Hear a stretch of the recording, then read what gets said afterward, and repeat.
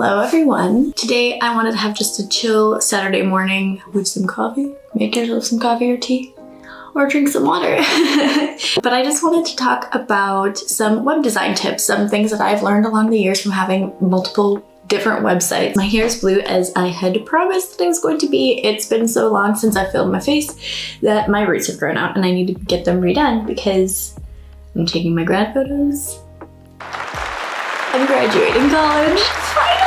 Can't wait, I cannot wait to be a graduate, to be an alumni, to never have to go to school again. I mean, masters, no, we're not doing that. A quick update I also have for you guys is that some exciting things are happening for me other than my graduating classes.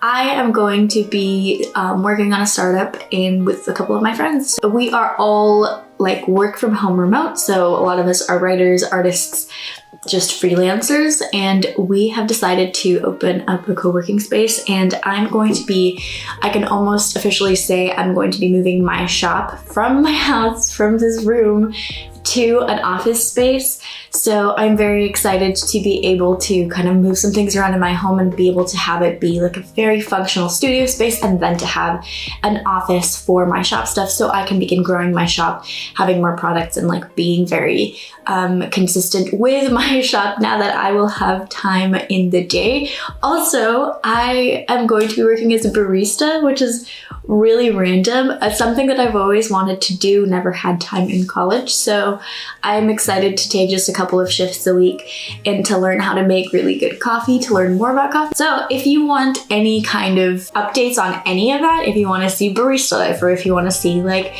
moving my office, transitioning, all of that good stuff, just let me know. I'm a very shy person, and I'm not like really, you know, I'm just a person filming in my house with my camera. I'm very awkward around people who are around me when I'm filming, but if you want me to, I can maybe try to be like, okay, barista time, or take you to the office. So we'll see how that all goes and how my YouTube journey progresses as I graduated and I'm going to be doing this full time. But I am really appreciative to you guys for continuing to sponsor me all throughout these past years where, you know, I've had my ups and downs. I'm talking a lot, but I just want to say I'm very grateful for you. So this video is sponsored by Wix. If you haven't seen my last video on web design or web building, I have redesigned my portfolio through Wix, and I want to talk to you about some of the things that I've learned throughout the years of having a website on different, you know, web hosting services, and things that I've learned that are like pretty much universal for all of them. For a couple of these, I'm going to show you how I personally go into the Wix custom builder or into the Wix just like analytics to find this information, so you can follow along if you have Wix. If you're interested in creating your own website, head down to the link in the description to begin creating your own website today. The very first thing I would like to talk to you about is having a clean URL. So I get a lot of questions about whether or not you need to have a clean URL as an artist. If you're unfamiliar with what a clean URL is, it's not having the web host at the end of your website name. Let's say for my website, Seruka Tepes,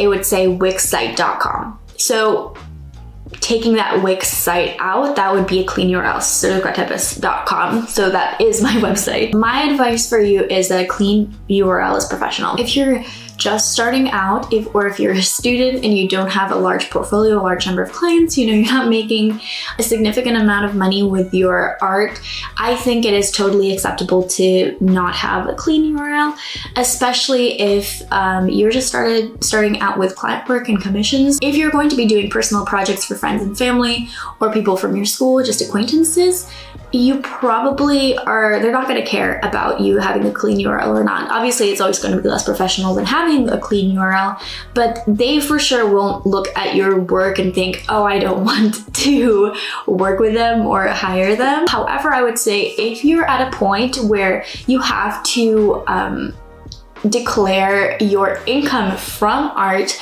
as like a side freelancing, I really do think that you should be investing in having a clean URL. You're making enough per month where you can afford paying for a domain and for a premium website. So At that point, you probably want to start working with brands and larger clients. And at that point, you want to have a very professional site so that if somebody who's a representative from one of those brands comes and looks at your work, they're going to see your site and think it's professional.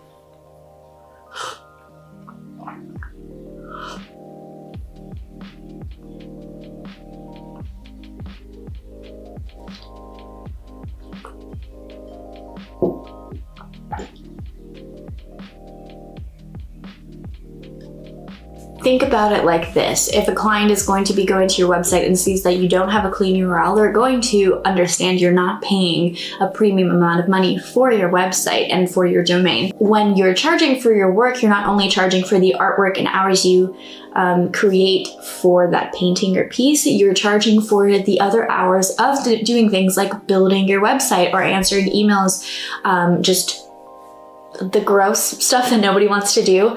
So the more time you invest in making those admin things look professional and be professional, the more I think you can monetize your work and present yourself in a professional way to a larger client. My second tip is to use a simple layout to showcase your artwork or your portfolio. If you have something like modern art or surreal art that you want to be showcasing, you probably don't want to have a cluttered interface or theme. Don't use anything too complex that is just kind of distracting. If you have an eye for design and you are trying to do something kind of revolutionary or original, like having something clash but still be aesthetic, that is completely different. Don't use multiple theme colors and or neat type and serifs if your work is very clean and minimal. It's just going to distract. I want to segue from that to my next tip, which is to have a strong portfolio, which is probably very obvious to you. But if you are a student or you're just starting out and you don't have any client work to put into your portfolio, you might feel stuck. So one thing that you can do is to think of your dream clients, your dream projects, and to create those pieces anyway.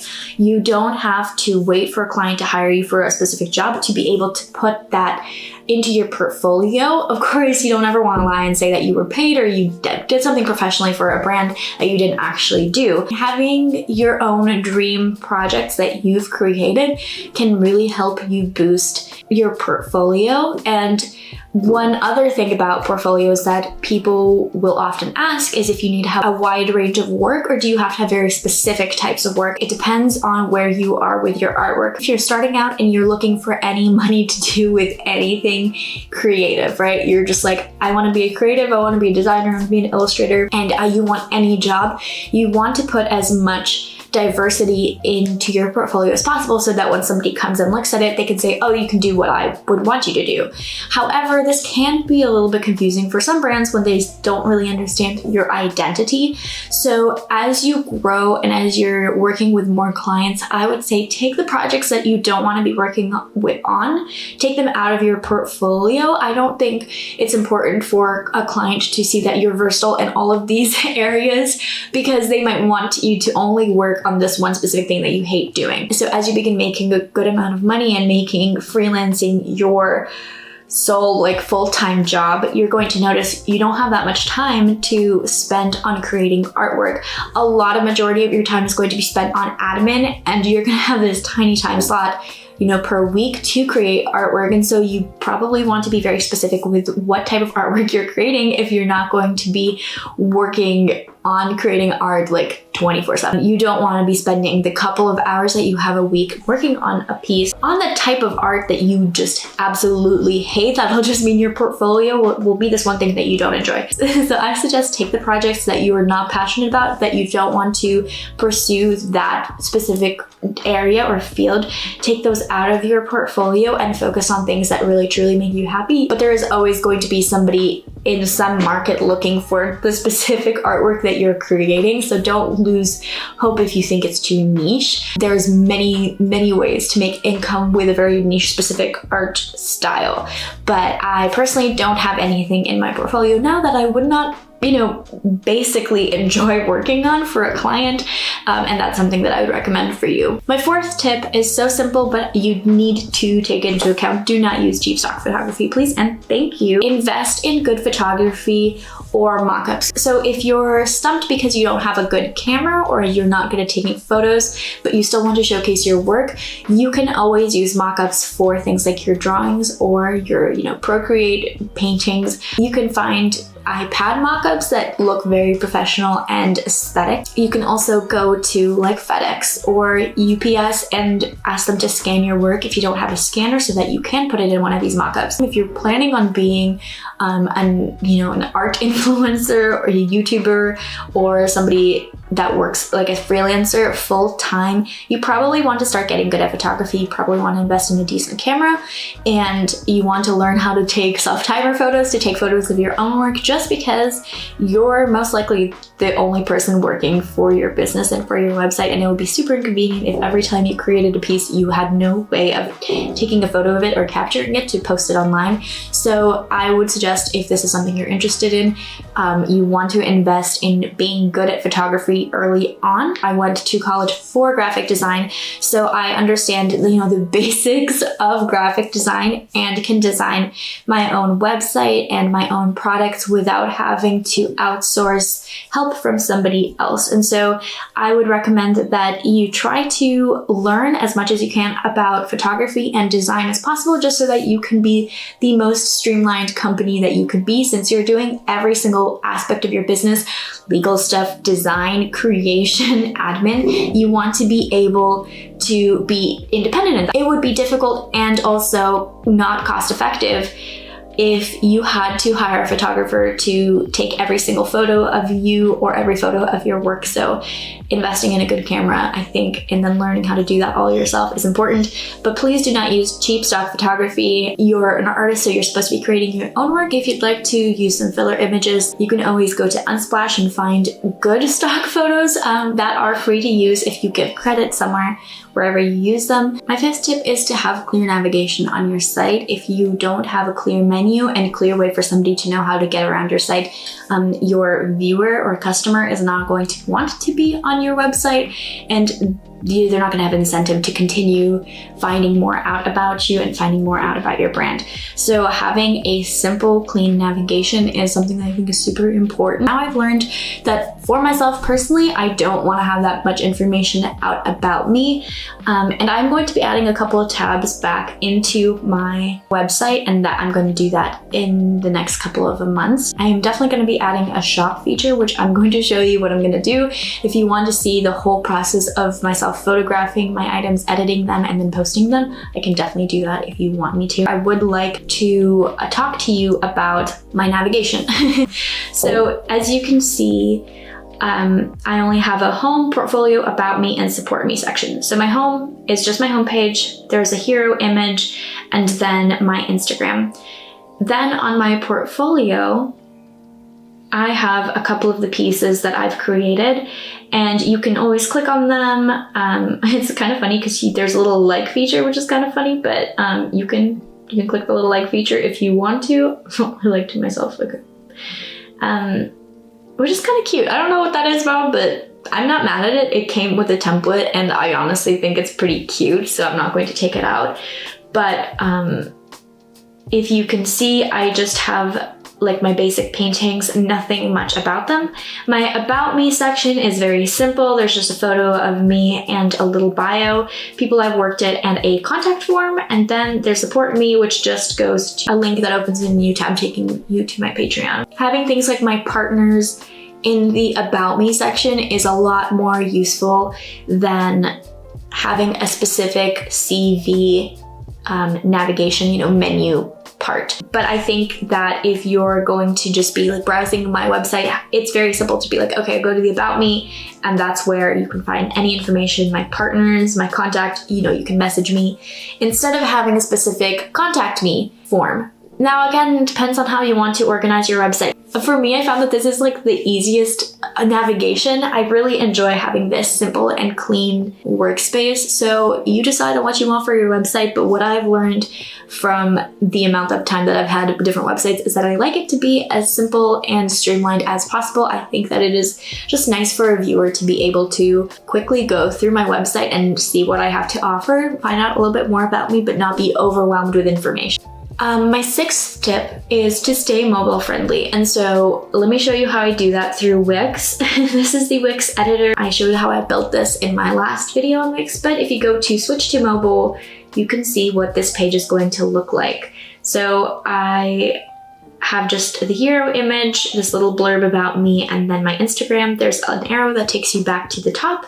And then if you go to the different menu pages, you can see what my portfolio looks like on a phone. When you create the desktop version of a website, the mobile is not going to automatically be perfect. There's going to be little things that are not going to be in place, that are going to just be off-centered or not going to be shown on the screen, or just things are going to be wonky. So you always want to make sure to go into the mobile editor to align everything, make sure everything still looks good on mobile. I would say like half of the time I'm on my phone looking at people's websites. Because I'm on Instagram, I go to the links in their bio and go to their website. If I'm doing like a I'm gonna, go to this person's shop, I'll be on my desktop.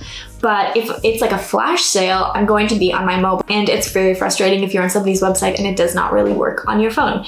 So one way to make sure that that's fine is to just quickly go into the mobile editor. That's as simple as it is. Your desktop and mobile are two separate editors that you need to focus on making sure both of them look good. If you've never considered that and thought that the desktop template is just automatically going to be translated to mobile perfectly, that's not exactly the case. So I would suggest focusing on making that look good, making everything aligned and something that is easy to use, same as your desktop site. Next, I want to talk to you about emails. So one way that you can keep your audience engaged with you is to send regular newsletters, emails, shop updates, and coupons for your shop. Especially if somebody has already purchased from your store, you can send them an email 1 or 2 weeks later being like, thank you for purchasing from me. Here's a 10 or 15% off coupon to my shop. And that is an incentive for people to go back and look at what you have or to purchase again from you. So emails are a good way for people to be able to connect with you and remember that you exist.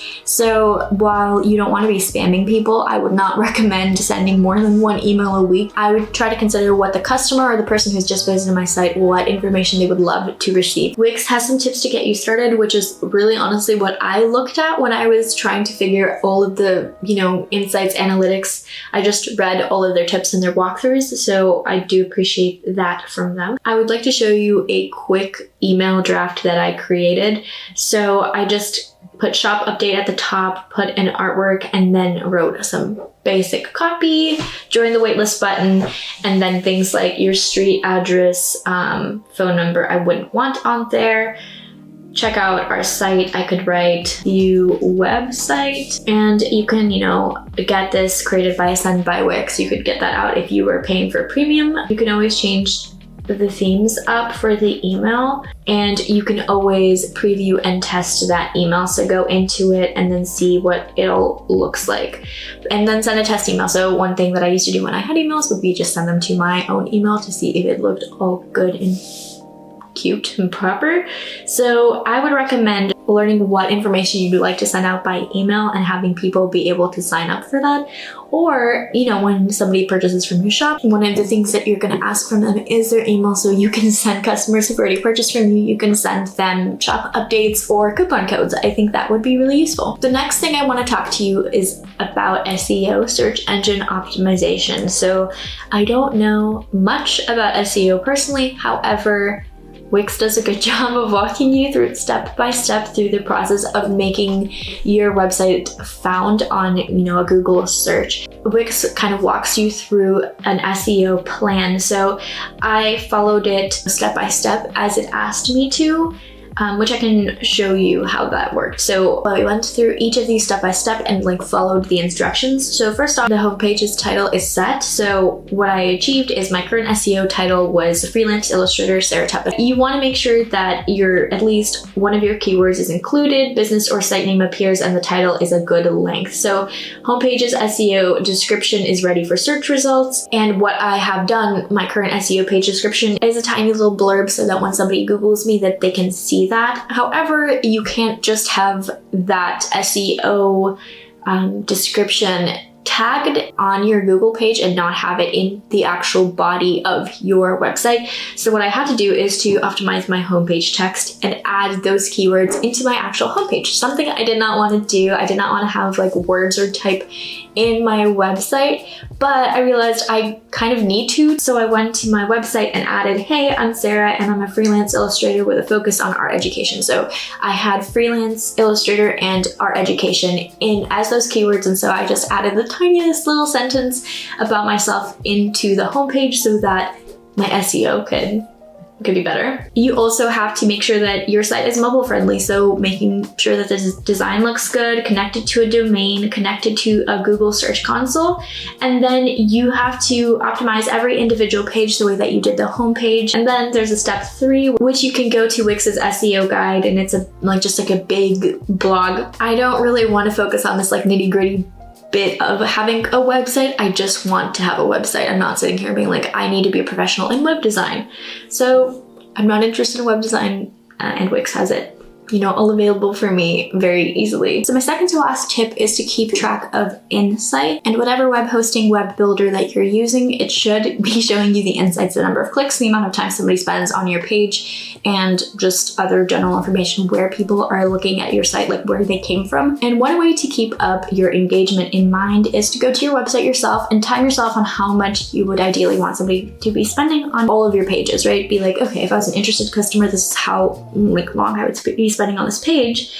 And then go to your insights and see how long people are actually spending on those pages. If they're not spending as much time as you'd like them to, think of ways to make it more engaging or to have more content on your site so that they can be spending more time if you want them to be. I think it's beneficial to think about when people are on your website as related to when they're on your other social medias. You can see the correlation between what you post versus when people go to your site. That can help you with your engagement. And if you want more people to go to your website, you can have things like a Gumroad attached or have your FAQ on your site so that people can go to it to easily reference from.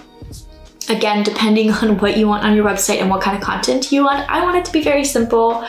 Might have an FAQ page in the future. Keeping those insights in mind is important in figuring out where to go with your site from where you already are. There's always possibility for change and improvement development on your site. So adding more pages, which is something that I'm going to do. You can have a functional website and then have plans on increasing it or, changing it up in the future. And that's completely fine. I think that that's just good to have manageable growth and figuring out how to go from where you are to something that is useful for your audience. Then my 10th tip is to consider future growth, which we started from the beginning of having a clean URL versus not. Now we're already thinking about considering growth. So I'm going to show you in Wix the things that I would keep in mind if I were you starting from, it's like square one, or if you're already further advanced in the kind of site that you have. I'm just going to say, and I'm not trying to get you to buy any specific plan. I'm just, any web host will have this kind of same thing where each plan was going to be a little bit more expensive for more features. So I'm going to show you what to keep in mind for when you are, looking at all of premium plans and figuring out which one is best suited for yourself. So when you're starting, you can start with the cheapest one. And one thing to consider is that your storage space is more limited. You have 30 minutes of video hours as opposed to 1, 2, 5. And then you won't have ad vouchers, visitors, analytics, all of that good stuff. So maybe if you start out, you're fine with that. You're fine with how much storage space you have for your site. But as you're growing, you might want to go up to unlimited. However, one thing that I would consider as starting a website is that if I'm already spending $14 a month, I might as well be spending $18 a month for those visitor analytics, site booster, and the ad vouchers. However, if you already have your branding, you might not be wanting the pro because you don't need that online branding, the professional logo, social media logos, all of that stuff. You don't really need it. So you could just stay with the unlimited. I mean, probably if I didn't have a shop, I would just stay with the unlimited, but I do have a business, so I have a business and e-commerce plan. And as you can see from the basic, unlimited, and VIP plans, you have different options available. So for the business basic, you would not have subscriptions, multiple currencies, automated sales tax, advanced shipping, selling on marketplaces, just a limited amount to what you would have for business VIP. Now, whenever you're, deciding which plan is best for your own business, you don't even have to have the most expensive site or membership, but you can consider those and keep those in mind for how you want the growth on your website to be. So if you're very fine with only having 100 automated sales tax transactions a month, then you're like, that's how much I'm going to sell. I'm not going to sell more than 100 products a month. You're very fine with that, but keep that limitation in mind so that if you're going to have growth over that, you transition to the next, membership. Money is not going to be specifically an issue for how much you're spending for your site, because at this point it's already paying off. You're already, in the place of making a sizable income with your shop, or just freelancing in other ways where your website is very important to you. At this point, prices are not that big of a deal as they are when you're starting out. So if you're starting out, don't worry about all of this stuff. Just choose whatever plan fits your needs. Don't worry about getting the most expensive plan. These ones are great for you if you're already making a good amount of income with your business. At the point of if you're making, let's say, $1,000 a month with your, online shop, you're not really going to care about having the basic to the VIP. It's not that big of a difference.